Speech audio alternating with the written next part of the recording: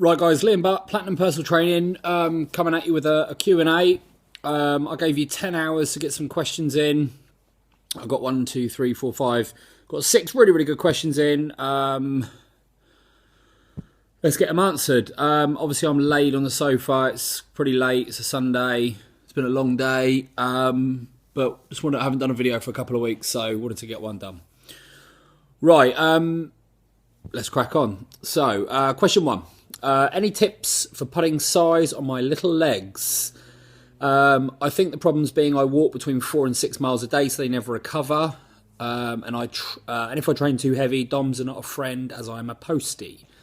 I train legs 1 to 2 days a week, but not too heavy as a result of those factors. Should I just man up and up the weights? Yes. And I also hit leg extensions on a chest day and curls and calves on a back day. Again, but only light. I run once a week and Thai box twice. I have seen a slight improvement of late, so should I stick with it and play the long game or man up and mix it up? Many thanks, cheers. Okay, so one definite thing there. Should you up the weights? Absolutely. Your legs are going to be very, very, very, very well conditioned if you're walking 4 to 6 miles a day. As you said, you're a postman on your feet a lot. Something I would definitely do is prioritise a quads and calves day and a hams and calves day. People don't do nearly enough hamstring training, and that's a really, really big part of the thigh. So I want you to think about maybe 4 or 5 days apart, depending on your recovery.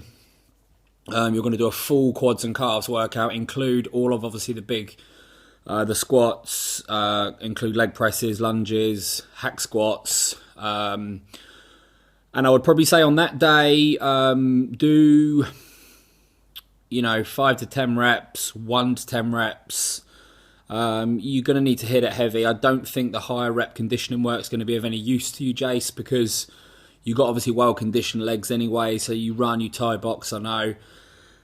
It won't affect your flexibility if you keep your flexibility, if you keep your stretching in and such like, and you're not going to obviously make your gains. People seem to think they're going to make gains so quickly that they're going to lose all their flexibility. That won't happen. On your hamstring day, prioritise stiff leg deadlifts, both barbell and dumbbell, lying leg curls, some standing leg curls, and again some calf work. Because you're going to be hitting obviously calves twice a week, I've got no problem at all with you doing one very, very high rep session. And when I'm talking high reps for calves, we're going up to sort of 100 reps. And then on the next session, whether that be with the hams or with the calves, prioritise heavier weight and lower reps. Okay, keep a journal of what you're doing and make sure your weights are increasing week by week. That should be absolutely fine. Definitely cut out that light leg extensions on the chest day and the curls on the back day, because all you're doing there is you said your legs hurt. That's absolutely fine, but that's just going to be topping that pain up, and you're actually not going to be really breaking any more fibres down. So you're going to hit them solid, quads and calves on day 1, then obviously do the rest of your sessions, and then work in that second leg workout, which is going to be hams and calves. Stay away from the higher reps. I don't think you're going to need them. Hit the heavy, hit the squats, the leg presses, stiff leg deadlifts, etc., etc. If you want a more specific workout, just send me a message over, mate, and I'll ping you one over. Okay, gonna sort of race through these a little bit quick today. So, next question: what's the best way to reduce my body fat without trying silly diets? You won't reduce your body fat with silly diets. Okay. If I cut out carbs, alcohol, etc., and increase protein foods, will that help? Yes. Will T20 serum help? I don't know what that is. I presume it's a thermogenic, so yeah, it will. For me, John, you've put silly diets. I'm presuming you mean sort of fad things and whatnot. What they're likely to do is just shred your muscle mass. You'll lose a lot of water weight. You'll put it all straight back on. For me, So you specifically wrote body fat, which is great because that's what we should be wanting to reduce. So you're going to try and increase your lean tissue. That's your first port of call. The more muscle you've got, the more calories you're going to burn, and henceforth, it's going to be easier for you to tap that body fat. So I want you to increase your weight training. Okay, I want you to get your calories to a specific level and hang on to that level. Monitor your weight. Monitor your body fat, should I say more importantly, and see if that amount of calories is correct, and obviously we can then work to find whatever deficit you need to lose the body fat. Adding muscle is definitely going to be your key factor though. Cutting out carbs, no. Cutting down carbs, definitely. I can't see any reason why anyone would do any high carb diets. Okay, if you're doing carb cycling, then yeah, you're going to have high carb days, but I'm not going to go into that right now. If I cut out alcohol, will that help? I think you already know the answer to that. If you increase protein, will that help? Yeah, definitely, because obviously that's going to help you to increase and maintain additional lean tissue. So pump up, increase your weight training, increase the overall calorie burn, chuck some cardio in after your sessions. And go from there. Implement a few simple changes to start with, and any more specific changes we can make further down the line. Question 3. Do you have any tips for keeping training and eating consistent, and avoiding training being affected when life gets in the way? As you know, this is my main barrier to big progress. This is from, I'm going to say, an on and off client of mine. He trains really, really, really hard, and really, really, really well. About 1 week a month. Don't you, Kevin? Mate, get your shit together. I'm sorry. I'm not gonna pussyfoot around this question. I know you work a long number of hours, mate. I appreciate that. Obviously, you got the kids as well. But everyone's got that 24 hours. So what I want you to do, mate, specifically to answer your question, why don't you sit down, write out a map of your day, and then find the blocks of time where you might be able to fit in the training. Again, mate, I actually do. I sort of empathise with the gentleman who sent me this question, because he is very, very, very busy. He's trying to get a business off the ground. He's got kids, etc., etc. But mate, if you really, really, really want to get the training done, you will make and or find the time, okay? So as I said, sit down, write out your day, minute by minute, you'll find the time, okay? I know you've got some gym kit at home. I know you're obviously a member of the gym as well. It's discipline, brother. It really is, mate, and you know that. I don't think you were expecting me to say anything other than what I've just said, to be fair. Yeah, that's it on that. Get your shit together. Next question. How much fruit should you eat per day? As I tend to eat a lot, but I'm told too much sugar. I'm told it's too much sugar, even if it's from natural sources. Yeah, obviously, fruit is predominantly sugars, but I would never discourage anyone from eating fruit. How much you should eat a day? It depends where you're at with regard to your body fat levels, etc., etc. I don't eat a lot of fruit. I eat hardly any fruit, if I'm honest. I tend to get my vitamins, minerals, etc. from veggies, from fibrous veg. But again, I don't want to ever begrudge anyone from eating fruit. I would limit fruit. You've got certain fruits that I would choose over any others. So say, for instance, pears and cherries are much lower on the glycemic index. Excuse me, I've just eaten and I'm laying down. If you're a real fruit person, you like fruit, the best time to eat it will obviously be post-workout when your body needs the sugars, okay? But again, do be obviously sensitive to the fact that it is simple carbs, so we don't want to be eating too much fruit. But nonetheless, I don't want to discourage you from eating. So a couple of pieces a day, I'm sure you'll be absolutely fine. Question 5. We're getting through these pretty quick today, which is good. I just want to do a quick video today. How long do I wait after my post-workout shake until I eat? So many different views. Yeah, that's pretty standard, Kurt. You'll always find different views and everything, mate. 1 hour, 30 minutes. Question mark. Or can it be pretty rushed, soon say 40 minutes?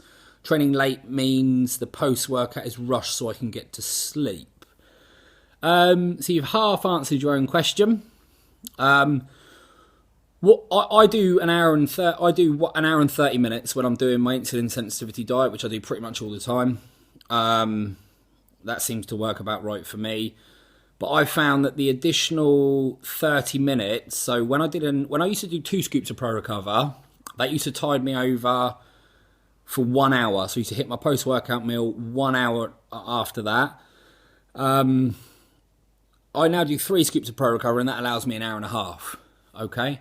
So if you need to get your post-workout meal in pretty soon after, possibly think about reducing down your post-workout shake.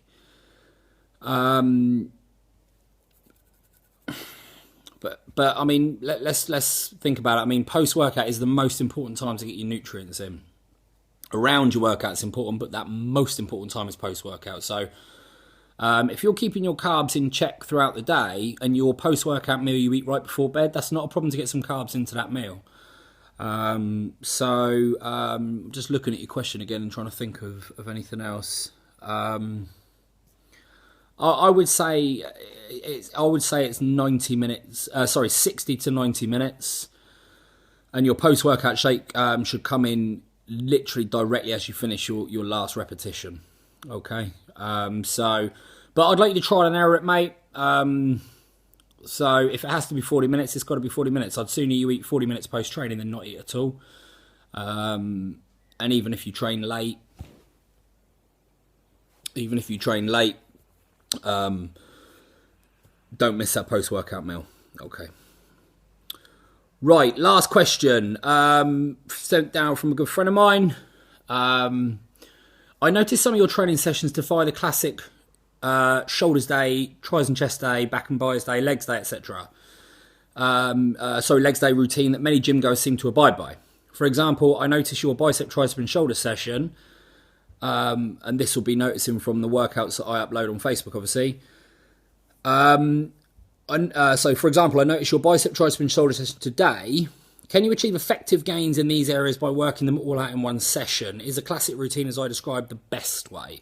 That's a really good question, Nick, and it's good to hear from you, buddy. Right, so basically what I'll do is I'll just speak a little bit about what I'm doing at the moment, why I'm doing it and such like. So, some of you may be wondering why I'm not doing power building anymore. And I did say a few months ago that I was going to do a hybrid of power building, of powerlifting and bodybuilding. Now, basically, in week 2, I twinged my knee, and it hasn't felt quite right since whenever I deadlift or front squat heavy. So, in the interest of not getting injured, I'm getting old now. I've backed away slightly from the powerlifting style movements. I'm still obviously squatting. I'm still going up to 5.5 plates on the squat. I'm still doing heavy stiff leg deadlifts. I'm still doing some deadlifting, but I'm not doing it week on week. The current split that I'm running is chest and back, full legs, shoulders and arms. The exact reason that I'm doing this is pretty simple. I'm trying to prioritise certain body parts and ease back slightly on others. So an issue for me has always been getting activation in the chest. I find my shoulders take over. But I have found just recently through trial and error that if I train back along with chest, and I always do a back exercise, then a chest exercise, back exercise and a chest exercise, that my chest takes the full brunt of the work and my shoulders don't get involved at all. Okay. Legs, I'm still doing, so I'm training legs pretty much twice a week, chest and back twice a week, shoulders and arms twice a week. Is that better than the standard, shoulders day, chest and tris day, such like? For me, currently it is. But remember, I made the majority of my gains doing the power building program where everything was pretty much getting done once a week or so. It's very much trial and error. If you're a hard gainer, most people would obviously say to train a lower amount of volume, just do a few heavy sets and then go back 7 to 10 days later, do it again. But, you know, you look at some people online who are in great shape, claim that, you know, they can be hard gainers, and they may be hitting everything 2 or 3 times a week. Look at, you know, let's say Arnold Schwarzenegger, for the most part of his training, he trained everything, I think 3 times a week. I think Ronnie Coleman, 2 or 3 times a week. But then you get some trainers that will hit things once every 10 days.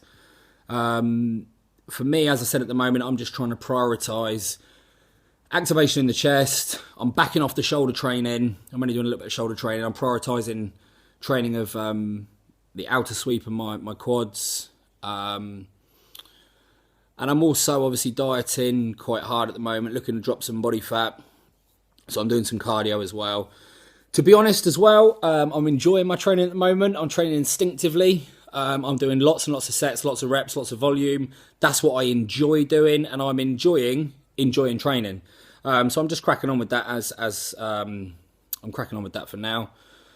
Do I enjoy the heavy stuff, heavy squats, heavy deadlifts, heavy overhead press? Yeah, I do. But can you train 6 days a week like that? Probably not. Not without really, really highly risking injury. So for you, Nick, if you want to pack size on, mate, I would probably go for a more conventional approach. But for me, this is working currently.